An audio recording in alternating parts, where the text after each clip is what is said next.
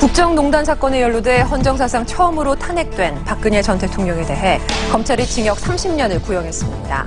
1심 선고는 공범 최순실 씨와 같은 재판부가 맡으며 이르면 다음 달 말 내려질 것으로 예상됩니다. 주당 법정 노동시간을 최대 68시간에서 52시간으로 줄이는 근로기준법 개정안이 국회 상임위를 통과했습니다. 휴일 근무수당은 중복 할증을 인정하지 않고 현행 기준을 유지하기로 했습니다. 한국은행이 현재 연 1.5%인 기준금리를 그대로 유지하기로 했습니다. 미국이 이르면 다음 달 정책 금리를 올리게 되면 한미 간 금리가 10여 년 만에 역전됩니다. 일본군에 의한 조선인 위안부 학살을 증명하는 영상이 최초로 공개됐습니다. 1944년 9월 중국 원난성 텅충에서 미중 연합군이 찍은 건데 앞서 나온 증언, 기사 등과 일치하는 내용입니다. 민주당 문희상 의원 주도로 경기 북부를 제주도처럼 특별자치도로 만드는 방안이 추진됩니다. 평화통일특별도로 만들겠다는 구상인데 6.13 지방선거를 앞두고 논란이 일 전망입니다. 7시 45분 뉴스M에서 자세한 소식 전해드리겠습니다. 많은 시청 바랍니다.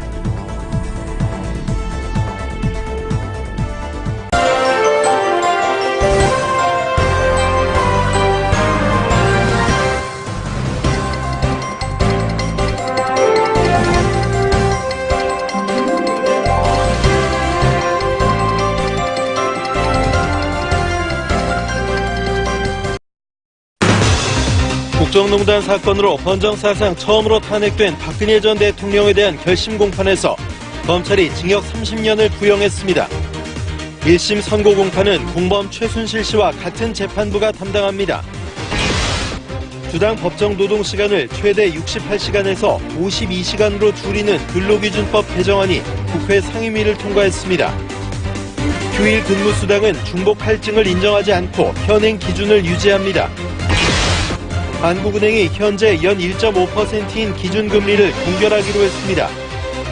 미국이 이르면 다음 달 정책금리를 올릴 것으로 관측됨에 따라 10년여 만에 한미 간 금리 역전 현상이 예상됩니다. 일본군에 의한 조선인 위안부 학살을 증명하는 영상이 최초로 공개됐습니다. 1944년 9월 중국 윈난성 텅충에서 미중 연합군이 찍은 건데 앞서 나온 증언 기사 등과 일치하는 내용입니다. 민주당 문희상 의원 주도로 경기 북부를 제주도처럼 특별자치도로 만드는 방안이 추진됩니다. 평화통일특별도로 만들겠다는 구상인데 6.13 지방선거를 앞두고 쟁점이 될 전망입니다.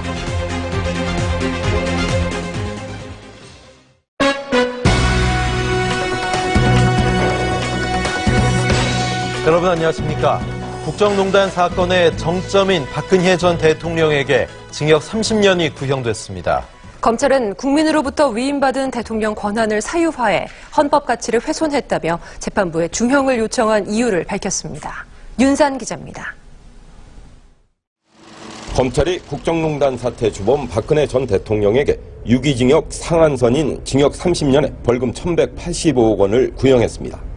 지난해 10월 이후 재판을 거부해왔던 박 전 대통령은 이번에도 법정에 나오지 않았습니다. 재판에 불성실한 모습을 보인 박 전 대통령과 달리 검찰은 이례적으로 한동훈 서울중앙지검 3차장이 직접 구형해 대비되는 모습을 보였습니다. 검찰은 박 전 대통령이 대통령 권한을 사유화해 국정을 농단하고 헌법 가치를 훼손했다며 헌정사에 지울 수 없는 오점을 남겼다고 질타했습니다. 또 정경유착의 폐해를 답습해 민간 기업을 자신과 최순실 씨의 욕구 충족을 위한 전우물로 전락시켰다고 꼬집었습니다. 이어 현재까지도 잘못을 진지하게 반성하는 모습을 단 한 차례도 보인 적이 없다며 중형을 구형한 이유를 밝혔습니다. 검찰의 구형이 그대로 선고되면 박 전 대통령은 96살에 출소하게 됩니다. 박 전 대통령은 대기업의 미르 K스포츠재단 출연금을 강요하고 삼성의 승마 지원금을 요구하는 등 18개 혐의로 기소됐습니다. 검찰 구형이 내려진 것은 재판에 넘겨진 지 317일 만입니다. OBS 뉴스 윤산입니다. 국정농단의 주범인 박근혜 전 대통령은 징역 20년을 선고받은 공범 최순실 씨보다 더 중형을 받을 것이란 관측이 우세합니다. 박 전 대통령 1심 결과를 김하희 기자가 전망해 보았습니다. 박 전 대통령이 받는 국정농단 관련 혐의는 모두 18개. 미르케이 스포츠재단에 대기업들이 774억을 강제 출연케 하고 이재용 삼성전자 부회장으로부터 433억가량을 뇌물로 받거나 요구한 혐의, 문화예술계 블랙리스트 혐의 등입니다. 이 가운데 15개 혐의는 다른 공범들 재판에서 유죄로 판명된 상황. 특히 최 씨 재판에서 박 전 대통령과 공모한 13개 혐의 중 11개가 유죄로 인정됐습니다. 중요 공범인 최 씨가 1심에서 받은 형량은 징역 20년. 박 전 대통령 재판부와 최 씨 재판부가 같기 때문에 해당 혐의에 대해서 박 전 대통령에게도 유죄가 선고될 가능성이 높습니다.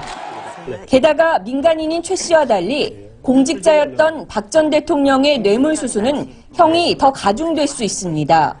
검찰이 형법상 유기징역 최고형인 징역 30년을 구형한 부분도 최 씨보다 더한 중형이 선고될 것이란 관측에 힘을 싣고 있습니다. 박 전 대통령이 재판 보이콧을 선언하며 법정에 나오지 않은 것도 형량 감경에 불리하게 작용할 전망입니다. 국정농단 사건을 마무리할 박 전 대통령의 1심 선고 공판은 4월 6일에 열릴 예정입니다. 이와 별도로 박 전 대통령은 추가 기소된 국정원 특활비 수수 혐의와 20대 총선 공천 불법 개입 혐의에 대해 본격적인 재판을 받습니다. OBS 뉴스 김하희입니다.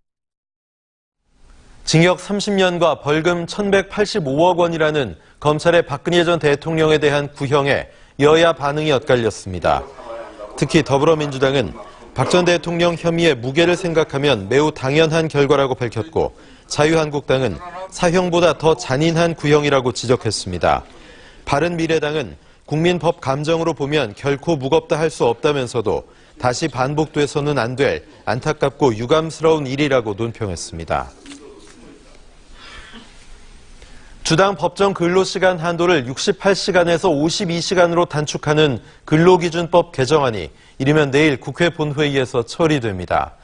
노동계는 휴일 근로 중복 할증이 인정되지 않는 데 대해 반발했고 경영계는 기업 부담에 대한 보완책을 요구했습니다.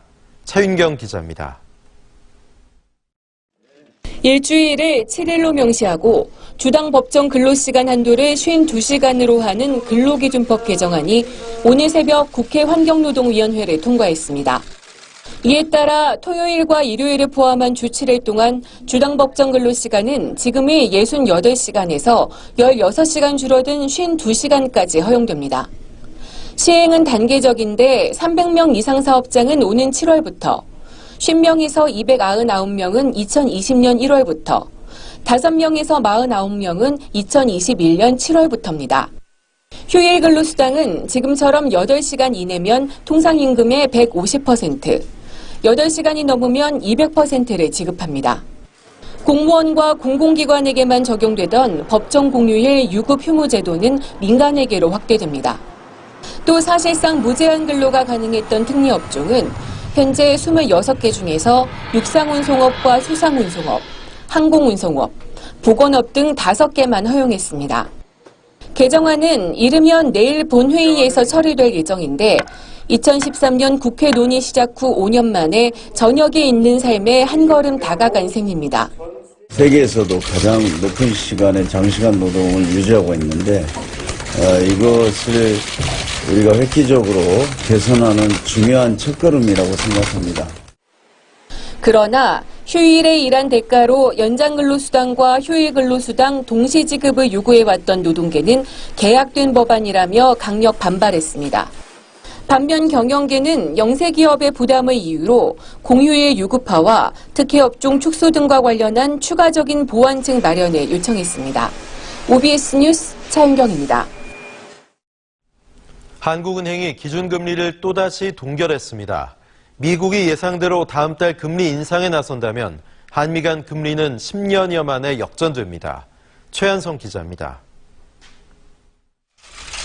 한국은행은 금융통화위원회를 열고 기준금리를 현재 수준에서 유지하기로 했습니다.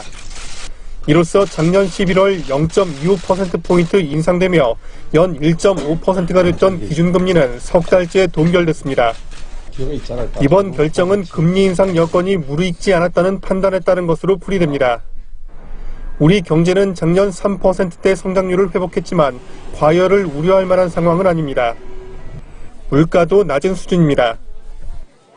소비자 물가는 축산물 가격 하락과 개인 서비스 요금 상승세 둔화 등으로 1월 상승률이 1.0%에 머물렀고, 이런 가운데 1,450조 원을 돌파한 가계부채는 금리 인상 결정의 부담 요인으로 작용했습니다. 이주열 총재 퇴임 전 열리는 마지막 금통이라는 점도 한은의 운신을 제약했을 거란 분석이 나옵니다. 문제는 연내 미국이 3에서 4회가량 정책금리를 올릴 것이란 전망에 힘이 실리고 있다는 점입니다. 시장에선 미국이 당장 다음 달 정책금리를 상향 조정할 거란 시각이 지배적입니다. 현재 우리 기준금리와 미국 정책금리의 상단이 같은데 예상대로라면 10년 반 만에 양국 금리가 역전됩니다. 이에 외국 자본이 유출되면서 우리 금융시장이 출렁일 수 있습니다. 미국의 경기 확장세와 더불어서 인플레이션이 얼마만큼 빠른 속도로 증가하느냐가 사실 시장에 굉장히 큰 변화를 가져올 수가 있죠. 전문가들은 양국 금리 역전의 충격을 줄이려면 새 한은 총재가 대외적인 시장 환경 변화에 신속하게 대응해야 한다고 조언합니다. OBS 뉴스 최한성입니다. 평창 동계올림픽 폐회식에 맞춰 방남했던 김영철 북한 노동당 부위원장 겸 통일전선 부장이 사실상 빈손으로 귀환했습니다. 2박 3일간 숙소에서 두문불출하며 접촉을 이어갔지만 비핵화 없이 미국과의 대화는 어렵다는 점만 거듭 확인했습니다. 갈태훈 기자입니다. 지난 25일 평창올림픽 폐회식에 참석했던 김영철 북한 통일전선부장. 이후 김 부장은 서울로 돌아와 김여정 노동당 부부장 등이 묵었던 호텔에 여장을 풀었습니다.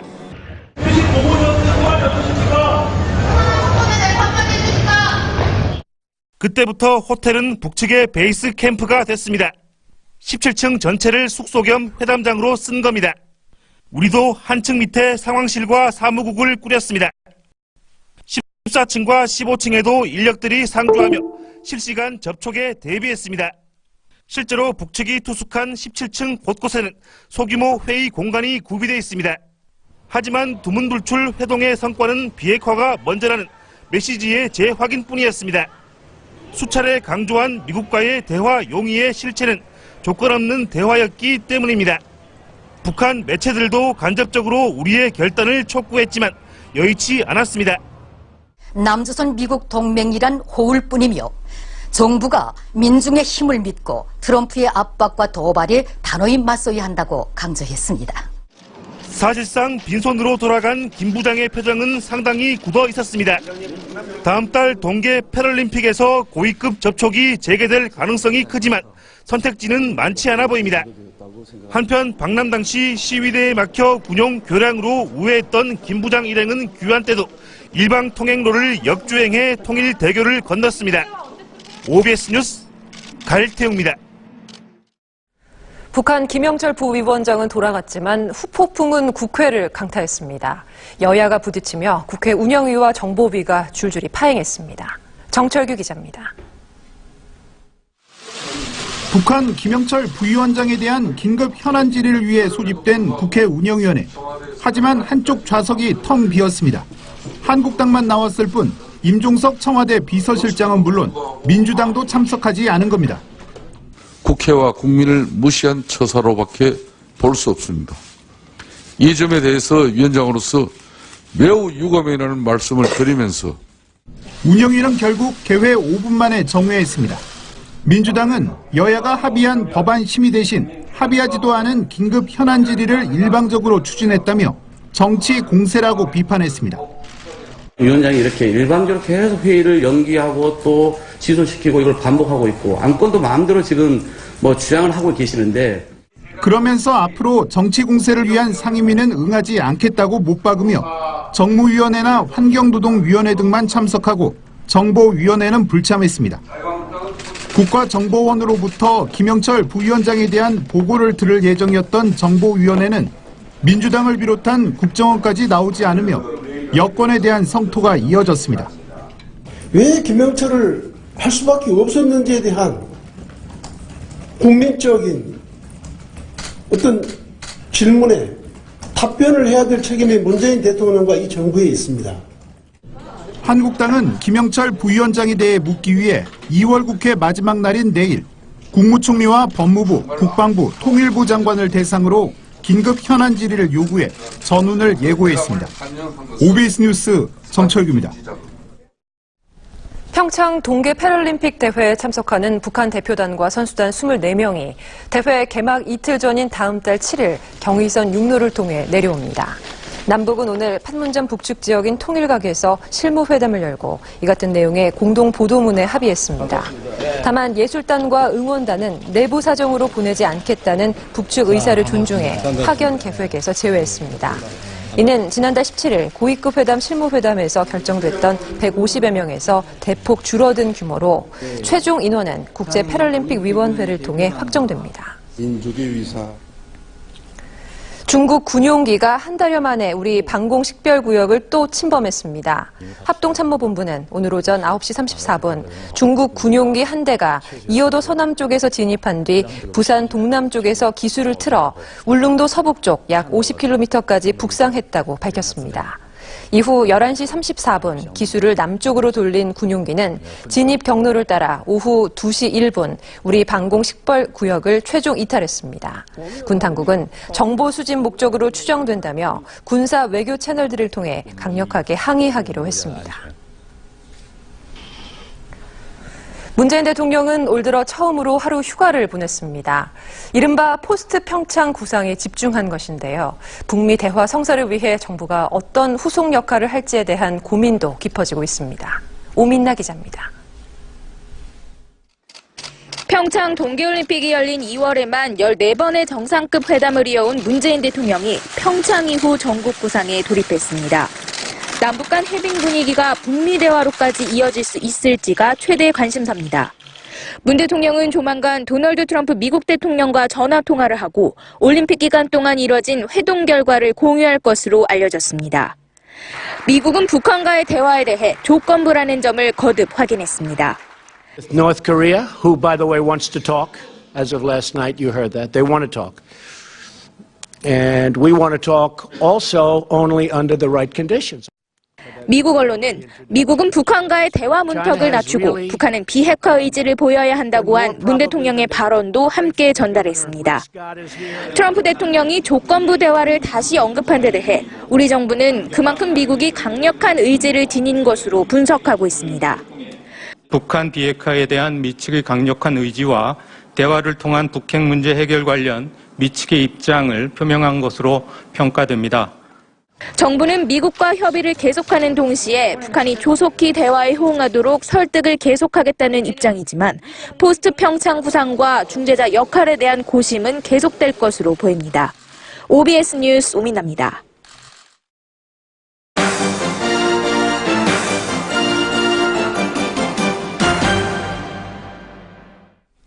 일본군이 조선인 위안부를 잔인하게 학살한 영상이 공개됐습니다. 그동안 문서와 사진으로는 확인이 됐었는데 영상이 공개된 건 이번이 처음입니다. 정진호 기자입니다. 참호 속에 시신들이 널브러져 있습니다. 중국 병사가 시신 더미를 살펴봅니다. 매장하기 전 양말을 벗기기도 합니다. 19초 분량의 이 영상은 광복을 11개월 앞둔 1944년 9월 중국 원난성 통충에서 미중 연합군이 촬영했습니다. 당시 연합군은 미얀마 접경지대인 원난성 순상과 텅충을 공격했고 일본군은 함락 직전 집단 자결을 거부한 조선인 위안부를 처형했습니다. 80여 명의 위안부 중 연합군의 포로로 잡힌 23명을 제외하고 모두 학살됐습니다. 결국 학살이 존재했다로 끝나는 게 아니라 이런 학살은 반복되지 말아야 한다라는 교훈으로 이어지기 때문에 텅충에서 일본군이 위안부 30명을 학살한 사실은 2016년 현장 사진과 연합군 정보 문서가 발견돼 입증됐지만 영상이 공개된 건 처음입니다. 사진에 이어 영상까지 찾아낸 서울시와 서울대 연구팀은 인물과 시신 옷차림이 동일하다며 같은 장소에서 동시에 촬영됐다고 설명했습니다. 피해자 할머니들이 진정한 봄을 맞이하는 그날까지, 또 할머니들이 존엄을 회복하고 또 정의와 역사가 바로 서는 그날까지. 일본 정부가 위안부 학살을 부인하는 상황에서 이번에 공개된 영상은 전쟁 말기 조선인 위안부가 처했던 비극적 실상을 보여주는 자료로 평가됩니다. OBS 뉴스 정진호입니다. 수도권의 모 국회의원의 친형이 자택에서 숨진 채 발견됐습니다. 경찰은 타살 가능성이 높다고 보고 용의자를 쫓고 있습니다. 이홍열 기자입니다. 경기도 구리의 한 아파트. 오늘 오전 9시 반쯤 62살 A씨가 자택에서 숨진 채 발견됐습니다. 숨진 A씨는 수도권 모 의원의 친형으로 삼형제 중 맏형으로 확인됐습니다. 숨진 A씨를 처음 방문했던 것은 A씨의 막내 동생이었습니다. A씨가 갑자기 연락이 되지 않자 집을 방문했던 겁니다. 숨진 A씨의 머리 뒷부분에는 구타 흔적이, 등에는 흉기에 찔린 상처가 발견됐습니다. 바로 옆에 사람도 몰랐어요. 소리도 없었고. 사람이 죽었다 그랬더라. 경찰은 주변 CCTV를 분석해 이틀 전 집 근처 PC방을 숨진 A씨의 40살 아들이 다녀간 사실을 확인하고 행방을 쫓고 있습니다. 현재 이 아들은 연락이 끊긴 상태입니다. 다만 평소에도 이 아들은 A씨 집에 가끔 들른 것으로 조사됐습니다. 경찰은 또 현장에서 범행에 사용된 것으로 보이는 화분과 흉기를 확보했습니다. 타살 의심이 되는 부분이 있고 혈흔이 현장에 많이 있고 그러니까. 경찰은 국과수에 A씨 시신에 대한 부검을 의뢰하고 정확한 사망 원인을 조사하고 있습니다. OBS 뉴스 이홍열입니다. 10년 전에 도난된 어사 박문수 가문의 편지를 숨겨온 60대 남성이 검거됐습니다. 편지는 1000여 점에 달했는데 구매자가 국사편찬위원회에 되팔려다 덜미가 잡혔습니다. 김장환 기자입니다. 어사 박문수의 고령박씨 가문 서찰들입니다. 1732년 외숙부가 박문수에게 보낸 편지엔 경상도와 전라도에 기근이 들어 백성들이 도탄에 빠졌다는 내용이 있습니다. 후손들의 편지엔 박문수가 병에 걸려서도 시찰에 나섰다는 내용도 보입니다. 서찰은 모두 1047점, 71점은 박문수가 가족들로부터 받은 것이고 나머지는 후손들이 주고받은 겁니다. 잘 알려지지 않은 조선시대 대표 암행어사 박문수의 실체와 조선 후기 사회상을 알 수 있는 자료들입니다. 지금까지 영화되었고 소설화된 박문수 어사의 그런 생애에 대해서 다시 조명할 수 있는. 지난 2008년 충남 천안 고령박씨 종중제실에서 도난당한 서찰들이 10년 만에 모습을 드러냈습니다. 서찰들은 무허가 매매업자인 65살 김모 씨가 2012년 작물업자에게 구매한 뒤 자신의 집에 숨겨왔습니다. 후손들이 제대로 보관을 못했기 때문에 그런가. 김 씨가 2014년 문화재 매매업자에게 서찰을 넘기려고 했고 업자가 국사편찬위원회에 매도 신청을 하는 과정에서 서찰의 행방이 밝혀졌습니다. 피의자는 그 주변 지인에게 수사기관에서 연락이 오면 내가 문화재를 정상적으로 구입한 것을 보았다라고 진술을 요구하기도 하였습니다. 경찰은 애초에 서찰을 누가 훔쳤는지는 수사할 단서가 남아있지 않다며 김 씨를 은닉 혐의만 적용해 입건했습니다. OBS 뉴스 김장환입니다. 인천시 교육감 선거를 앞두고 보수 진영에서 단일 후보를 선출했는데요. 진보 진영에서는 다음 달 단일 후보를 결정하게 되면서 이번 선거는 보수와 진보 1대1 구도가 될 전망입니다. 김용재 기자입니다. 안녕하세요. 인천시 교육감 선거에 나서는 보수 진영이 후보 단일화를 마무리했습니다. 인천 교육감 통합위원회는 고승희 덕신장학재단 이사장을 최종 후보로 선출했습니다. 무겁고 막중한 책임감을 느낍니다. 더욱 열심히 인천 교육을 이끌어 나가겠다는 다짐을. 인천 교육감 통합위는 오는 3월 고 이사장의 추대 대회를 연 뒤 공식 활동을 마무리합니다. 고 이사장은 300만 인천 시민의 소망을 담은 교육 정책을 만들어 선거를 치르겠다고 전했습니다. 진보 진영의 후보 단일화 경선도 코앞으로 다가왔습니다. 촛불 교육감 추진위원회는 다음 달 9일부터 11일까지 후보 단일화 경선을 치릅니다.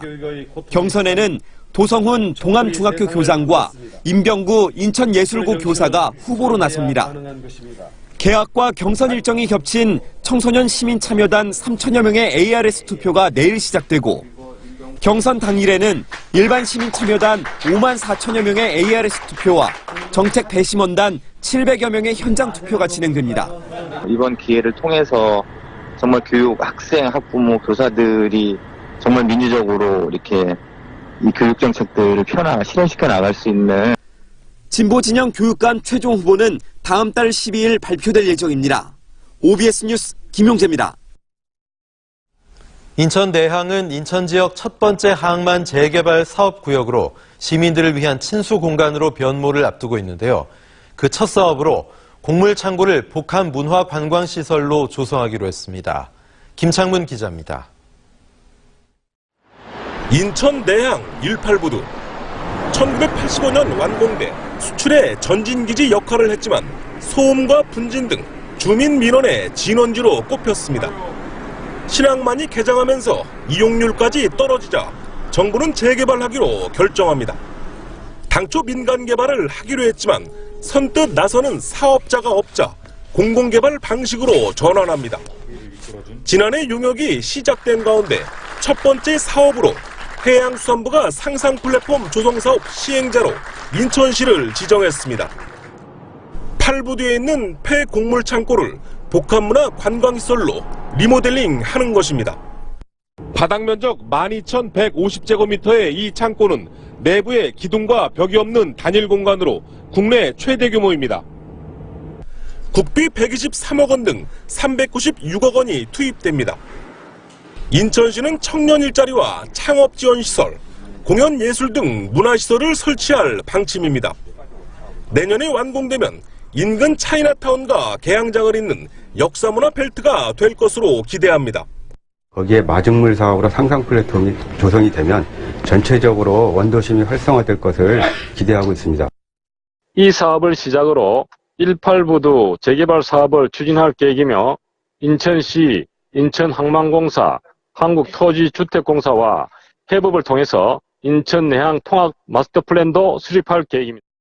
도심의 낡은 부두가 사람을 위한 공간으로 열리고 해양문화 관광지구란 새 옷을 갈아입을 채비에 나섰습니다. OBS 뉴스 김창문입니다. 선거 때마다 단골 메뉴로 등장했던 것이 경기도 분도론이었죠. 한강을 경계로 경기도를 둘로 나누자는 것인데 한 발 더 나아가 경기 북부를 평화통일특별도로 만드는 방안이 추진되고 있습니다. 이재상 기자입니다. 군사보호구역과 상수원보호구역 등 각종 규제 속에 갇혀버린 경기 북부. 여기에다 수도권 규제까지 겹치면서 개발은 고사하고 주민들의 분노만 가득합니다. 경기 남부의 재정 자립도가 75.4%인데 반해 북부는 34.3%로 절반에도 못 미치는 실정입니다. 오래전부터 경기 북부의 분도를 요구하는 목소리가 끊임없이 터져나오는 이유입니다. 국회에서 낙후된 경기 북부 지역을 평화통일특별도로 만드는 방안이 추진됩니다. 지난 19대 국회에서 한 차례 추진됐던 사안으로 더불어민주당 문희상 의원이 오는 3월 초 발의할 예정입니다. 경기 북부 지역 10개 시군을 하나의 광역지방자치단체로 묶어 평화통일특별도를 설치하자는 겁니다.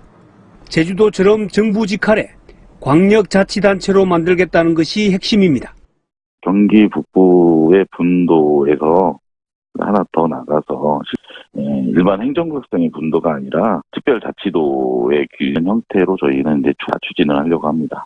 경기 북부가 발전하기 위해서 이런 모양새를 고민을 하게 된 거죠. 법안에서는 경기도지사의 업무는 새로 구성되는 평화통일특별도지사가 승계하도록 했습니다. 또 경쟁력 강화를 위해 평화통일특별도 발전기금도 설치합니다. 발전기금에는 국가와 평화통일특별도의 출연금을 비롯해 발전기금 운용에 따른 수익금 등도 포함했습니다. 지난 1987년 대순공약 이후 30년간 각종 선거에서 단골 메뉴로 등장했던 경기 분도론, 6.13 지방선거를 앞두고 또다시 논란의 중심에 서게 될 전망입니다. OBS 뉴스 이재상입니다. 정부가 성범죄로 300만 원 이상의 벌금형을 받은 공무원을 즉시 퇴출시키는 등 성폭력 제재를 강화합니다. 정부는 이 같은 내용을 담은 공공부문 성희롱, 성폭력 근절 보완 대책을 발표하고 공직사회 성폭력에 대한 온라인 특별 신고센터를 설치한다고 밝혔습니다. 100일 동안 한시적으로 운영되는 신고센터는 한국여성인권진흥원 홈페이지에 비공개 게시판 형태로 만들어집니다. 접수된 사건은 여성가족부가 검토해 기관에 조치를 요청하고 가해자 격리 등 피해자 보호를 지원합니다. 미투 운동으로 성폭력 가해자로 지목된 고은 시인과 연극 연출가 이윤택, 오태석 씨에게 지난해 8억 6,700만 원의 정부 예산이 지원된 것으로 나타났습니다. 곽상도 자유한국당 의원이 문화체육관광부로부터 받은 자료에 따르면 이윤택은 6차례에 걸쳐 4억 4,600만 원, 오태석은 7차례에 걸쳐 4억 87만 원, 고은은 2차례에 걸쳐 2,100만 원과 7개의 작품에 대한 출판 번역을 지원받았습니다. 또 성폭력 가해자로 지목된 인간문화재 하용보 밀양연극촌장도 17년간 약 2억 원의 전승 지원금을 지원받은 것으로 나타났습니다. 수학, 과학계 등의 반발에도 현재 고1 학생들이 치르는 2021학년도 대학 수학능력시험 수학 가형 출제 범위에서 기하가 제외됩니다. 인문 사회 계열에 진학하는 학생들이 주로 보는 수학 나형에는 기존 출제 범위에 없던 삼각함수 등이 추가됩니다. 교육부는 이런 내용의 2021학년도 수능 출제 범위를 확정해 시도교육청과 일선 고등학교에 안내한다고 밝혔습니다. 앞으로 고소득 직장인과 이자 배당, 임대소득 등 월급 외 고소득을 올리는 직장인이 내야 하는 건강보험료의 상한액이 해마다 조정됩니다. 건강보험공단은 오는 7월 직장인의 보수월액 보험료와 소득월액 보험료의 상한액과 하한액을 매년 자동 조정하는 제도를 도입한다고 밝혔습니다. 이렇게 되면 직장인 본인 부담 기준으로 보수월액 보험료와 소득월액 보험료의 상한액은 현재 월 243만 7천 원에서 309만 7천 원으로 오르고 이후 매년 조금씩 조정됩니다. 남경필 경기도지사의 역점 사업인 일하는 청년 시리즈에 대해 취지는 좋지만 자격 조건이 까다롭다는 지적이 많았는데요. 경기도가 기준을 낮추고 지원 대상을 늘려 문턱을 낮추기로 했습니다. 김대영 기자입니다. 지난 7일 열린 남경필 도지사와 소상공인 대표 간담회. 소상공인들이 최저임금 인상 등에 따른 인건비 부담 등을 토로하자 남 지사는 일하는 청년 시리즈를 통한 지원을 약속했습니다. 10만 명을 뽑는데 지금 절반밖에 안 들어왔어요. 이걸 소상공인들한테까지 넓혀야 되겠다라고 지금 생각을 하고. 경기도가 일하는 청년 시리즈의 혜택을 영세 사업장으로도 대폭 확대합니다. 우선 근속 연수에 따라 연간 최대 120만 원이 지급되는 청년 복지 포인트는 업체 규모를 없애기로 했습니다. 고용주를 뺀 1명 이상이 일하는 사업장이면 4대 보험 없이도 연중 지원이 가능해집니다. 청년연금과 청년 마이스터 통장은 5명 이상의 중소기업에서 일하는 청년으로 기준이 낮아집니다. 지원 가능한 임금 수준은 잔업과 휴일근무 등이 많은 현실을 반영해 월 200만 원에서 250만 원 이하로 조정됩니다. 자산 형성, 임금 지원, 복리후생을 지원함으로써 일자리 미스매치를 해소하고 궁극적으로 지속 가능한 일자리를 만드는데 낮아진 문턱으로 늘어나게 될 신청 대상은 19여만 명. 경기도는 보완된 내용을 보건복지부와 협의를 거쳐 4월 중 진행되는 2차 모집부터 적용할 방침입니다. OBS 뉴스 김대영입니다. 경기도가 광역 심야버스를 확대 운영합니다. 경기도는 2018년도 광역 심야버스 노선 확대 계획을 수립해 올해 안으로 5개에서 10개 노선을 추가 선정할 계획이라고 밝혔습니다. 지난 2006년 시작된 광역 심야버스 기점 기준 밤 11시 이후 운행하는 버스로 수원과 고양, 의정부, 가평 등 18개 시군에서 63개 노선을 운행하고 있습니다. 경기도는 수산자원 확대를 위해 올해 40억 7천여만 원을 들여 15종의 어류 치어와 종자 2,900여만 마리를 방류하기로 했습니다. 이에 따라서 안산시와 화성시, 평택시, 시흥시, 김포시 연안 바다에 24억 9천여만 원을 들여 넙치와 조피, 볼락, 점농어 등 7종의 어류 치어 1,700만여 마리를 방류합니다. 또 내수면 어족 자원 확대를 위해 11개 시군의 강과 하천 등에는 15억 8천만 원을 투입해 뱀장어와 쏘가리, 황복 등 8종의 어류 치어와 종자 1,200만여 마리를 방류할 계획입니다. 인천도시공사가 지난해 370억 원의 당기 순이익을 올리며 4년 연속 흑자를 기록했습니다. 인천도시공사는 연속된 흑자로 2014년 8조 981억 원에 달하는 부채가 지난해 6조 7,834억 원으로 감소했다고 밝혔습니다. 이 같은 부채 감소는 행정안전부의 목표 부채 비율 230%를 초과 달성한 것으로 도시공사는 올해 부채 3천억 원 감소와 500억 원 이상의 당기 순이익을 달성한다는 목표입니다. 서울시가 미세먼지가 심할 때 시행하는 출퇴근 시간 대중교통 무료 정책을 중단하기로 했습니다. 서울시는 지난 1월 세 차례 시행된 대중교통 요금 면제가 거센 실효성 논란에 휩싸이자 이를 중단하고 대신 시민주도 8대 대책을 새롭게 시행한다고 밝혔습니다. 시는 미세먼지를 발생시키는 이들에게 페널티를 주고 자가용 운행을 자제하는 이들에겐 인센티브를 주는 원인자 부담 원칙을 강조한 새 정책을 내놨습니다. 중동의 맹주 사우디아라비아는 이슬람 국가 중에서도 가장 보수적인 나라로 꼽힙니다. 여성은 외출할 때 검은색 통옷으로 온몸을 가려야 하고 취업은 물론 운전도 할 수가 없었는데요. 이랬던 사우디의 변화가 심상치 않습니다. 김민주 기자입니다. 지난해 7월 한 여성이 짧은 치마에 배꼽이 보이는 상의를 입고 사우디의 이슬람 유적지를 거니는 동영상이 SNS에 올라왔습니다. 영상 속 여성은 이슬람 율법을 보수적으로 해석하는 현지 경찰에 체포돼 조사를 받았습니다. Woman wearing, as you can see, a short skirt and short sleeves. Now, you will know that Saudi Arabia is a conservative society and there are specific laws regulating women's attire. 하지만 불과 반년 새 많은 것이 달라졌습니다. 사우디 당국은 현지 시각 26일 노동부 차관에 여성인 타마두르를 임명한다고 밝혔습니다. 하루 전에는 여성의 군입대도 처음으로 허용한다고 발표했습니다. 금녀의 영역인 정부와 기관에 여성이 등용되는 것은 건국 83년 만인 2015년에야 여성 참정권이 허용된 사우디에선 매우 이례적입니다. 앞서 사우디 여성들은 지난달 처음 축구 경기장 입장이 허용되는 역사적인 날도 맞았습니다. 오는 6월부터는 운전면허증도 발급받게 됩니다. صراحة أول قرار يعني صراحة المفروض هذا من زمان يعني يكون بس الحمد لله إنه جاء في الوقت المناسب وإن شاء الله القادم أجمل بالنسبة للنساء يا رب. 이 같은 개혁 조치들에는 최근 왕위를 계승한 빈살만 왕세자의 강력한 의지가 담겨 있습니다. 자신의 지지 기반인 젊은 층을 아우르며 더욱 단단하게 다지는 행보로 풀이되는 겁니다. 인권 단체들은 그러나 여성 인권을 제약하는 남성 보호자 제도 등 핵심은 여전히 바뀌지 않고 있다고 지적했습니다. OBS 뉴스 김민주입니다.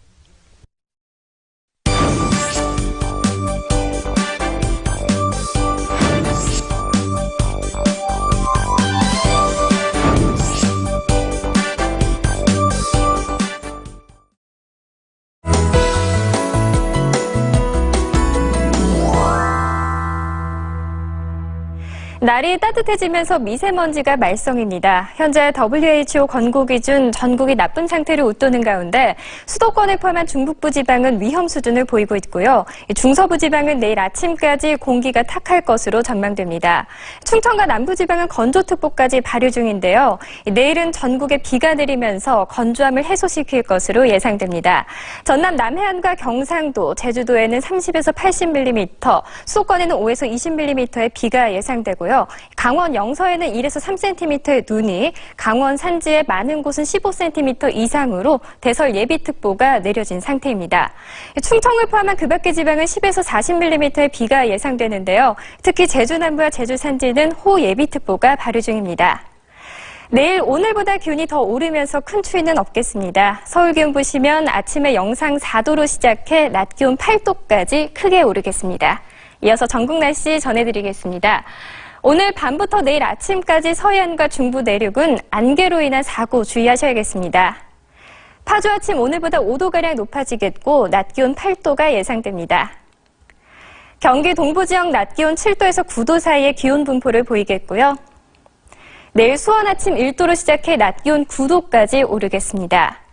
그 밖의 전국 아침 기온 영상권으로 시작해 낮 기온 대전 8도, 광주 12도, 대구 10도, 부산 12도, 제주 19도까지 오르겠습니다. 내일 대부분 해상에 풍랑특보 발표될 가능성이 높겠습니다. 비가 그친 뒤 3일절부터 금요일까지 반짝 추위가 이어지겠습니다. 이후에는 포근하고 맑은 날씨가 이어지면서 봄이 성큼 다가오겠습니다. 날씨였습니다. 이상으로 2월 27일 OBS 뉴스엠을 마칩니다. 이어지는 월드뉴스도 많은 시청 바랍니다. 시청해주신 여러분 고맙습니다.